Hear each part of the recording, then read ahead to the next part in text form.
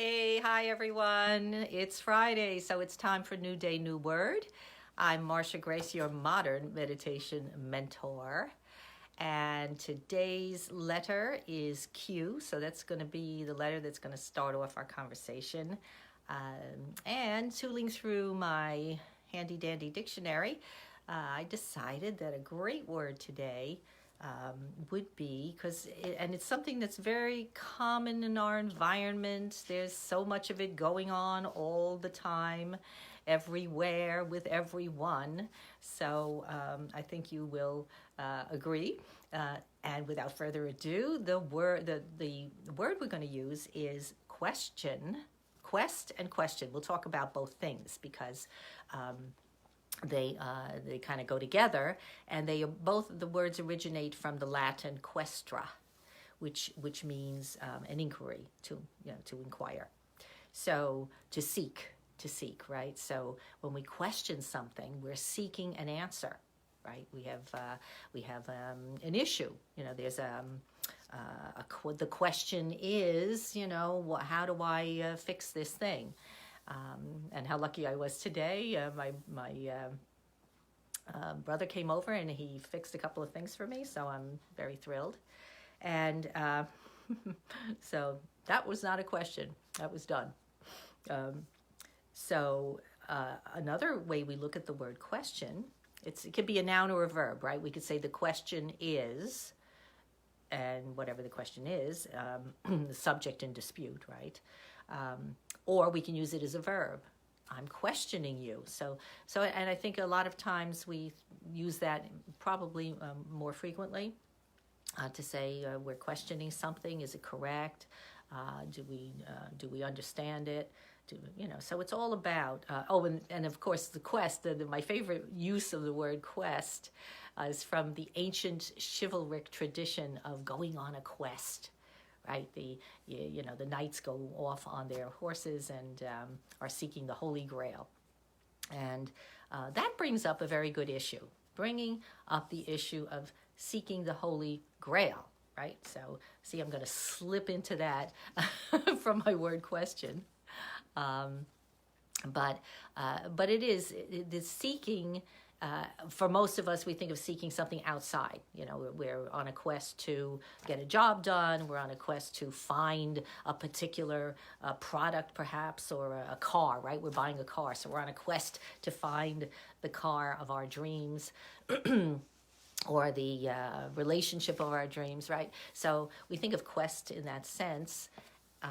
But I like to turn it around and bring it back to moi, to within ourselves, because if I'm not questioning my own attitudes, my own beliefs, my own ways of doing things, my habits, all of those things, if I'm not questioning them, then that means my mind is closed.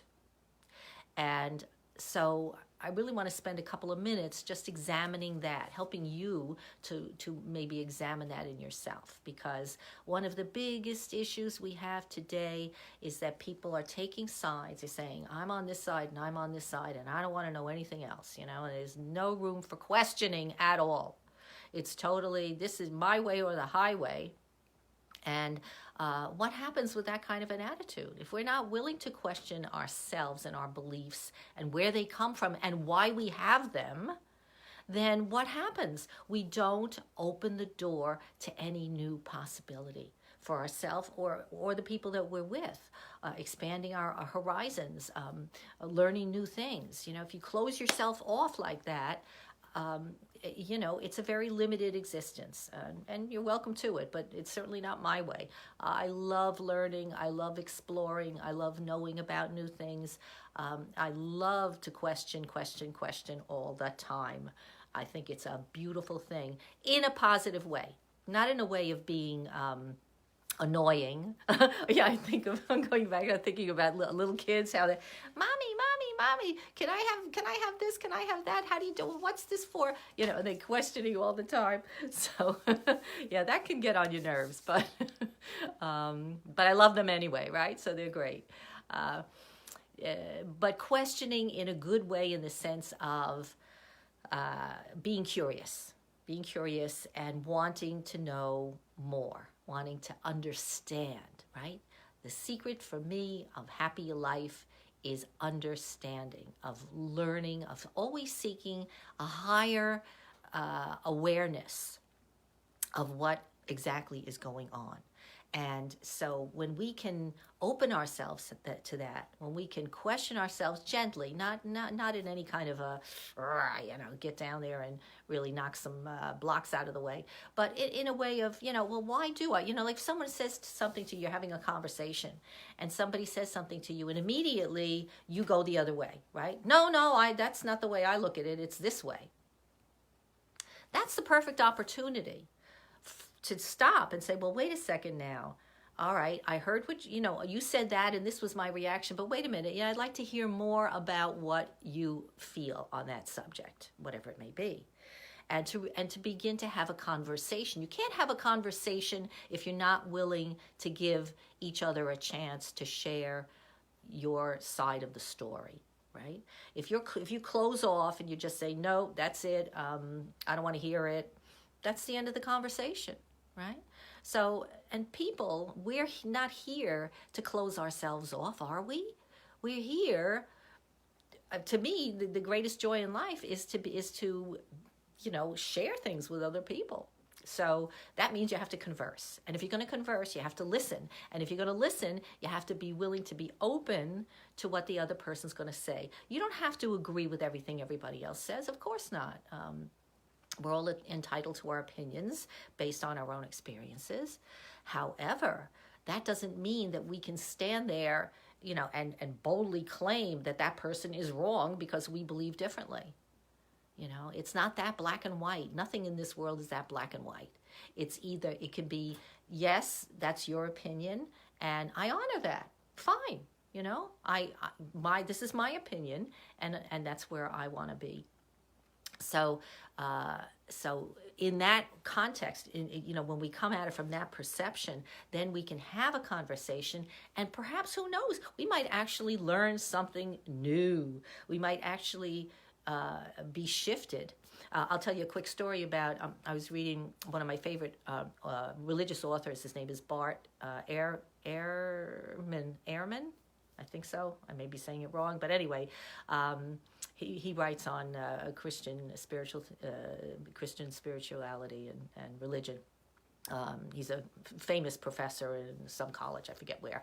But anyway, so he told his a thing about himself, and he said he was brought up in a very fundamentalist family. The Bible is the word of God, and this is what it says, and we don't question it. And he went to all religious schools all throughout his childhood.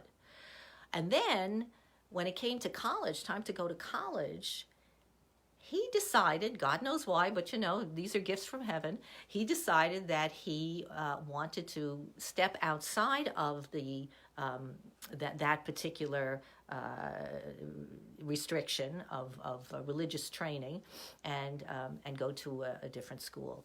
So he did, and again, all the little particulars I don't remember, but he goes off to a big university, probably in Boston or someplace, I don't know, where all of a sudden, my goodness, the whole world opens up, and he begins to see things in a completely different way. And so what happened was that he began to question the religious traditions that he had been brought up with. And so what it did was, of course, it gave us the gift of his writing and his research into the Bible, the Testaments and so forth, and new interpretations and stuff like that. So for me, and this is what can happen when I don't know if his family was so happy about it, but I certainly, as one of his readers, am. And so that's the kind of thing that can expand, when we question and we ask and we're open, life just becomes so much fuller and richer from my perspective. So I think that's, of course, shameless plug. Calm, Creative, Joyful will be second book coming out really, really soon. And it's an inspirational daily reader that gives you a little something each day to do to help you do that very thing, to start to question your own internal motivations, why you do the things you do, and perhaps to see another way of looking at things. So that let's say you're kind of like more of a pessimist, right? You tend to look at the glass half empty, and so it might help you to say, wait a minute now. That kind of an attitude is causing me discomfort in my body. You start to notice that your body doesn't feel good because of that kind of an attitude. And believe it or not, that is so true. Our attitude affects everything. It affects our body. It affects our relationships. It affects our whole life. So when you can shift that, and as a course student, I talk about this all the time. As a course student and teacher for many, many years, too many to even mention.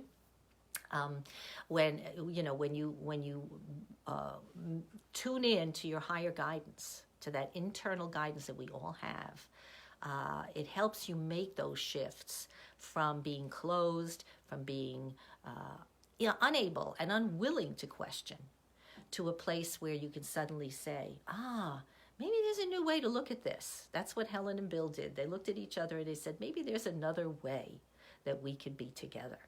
And so they were able to, and you can heal relationships that way. So isn't that what we all want? Don't we all want peaceful lives, fulfilled lives, meaningful lives, lives with all kinds of endless opportunities to learn and grow? So, okay, so that's what we're talking about here with Quest and Question today. Please send me, if you enjoyed our conversation, I'd love a like or comment. That would be great. And I would also love if you, my email address is on the screen there. So if you want, you can shoot me an email and tell me anything you want to tell me. So have a beautiful, blessed rest of the day, the weekend, and so on. And hopefully see you back here next Friday. Many blessings.